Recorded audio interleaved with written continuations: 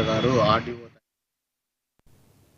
కష్టకాలంలో కార్యకర్తలకు పార్టీ అండగా ఉంటుందన్నారు వైసీపీ నేత భూమన కరుణాకర్ రెడ్డి. చిత్తూరు వైసీపీ కార్యాలయంలో జరిగిన కార్యకర్తల సమావేశంలో భూమన పాల్గొన్నారు.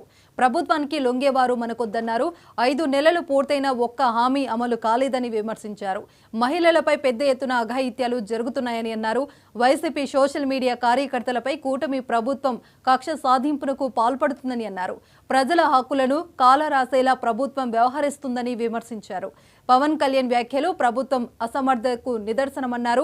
పోలీసులు ఏకపక్షంగా వ్యవహరిస్తూ ప్రజల విశ్వాసం కోల్పోతున్నారని అన్నారు. మాజీ డిప్యూటీ సీఎం నారాయణ స్వామి ఇక తప్పుడు వాగ్దానాలను ప్రశ్నిస్తే వేధింపులకు పాల్పడుతుందని అన్నారు. కార్పస్లు వేసినా కూడా చట్ట వ్యతిరేక కార్యక్రమాలకు పాల్పడినటువంటి వాళ్ళని ఎవరినైనా కూడా ఉపేక్షించాల్సినటువంటి పని లేదు.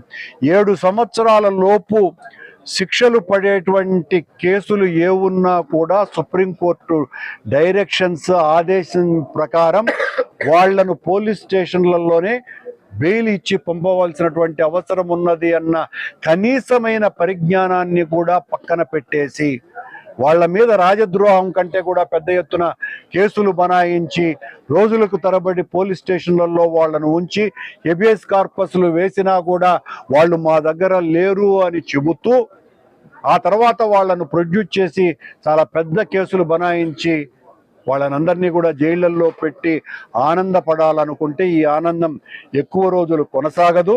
ఖచ్చితంగా మరింతగా ప్రజలు తిరుగుబాటు చేసేటువంటి రోజులు వస్తాయి. వైఎస్ఆర్ కాంగ్రెస్ పార్టీ కార్యకర్తలకు తోడుగా ప్రజలే నిలుస్తారు.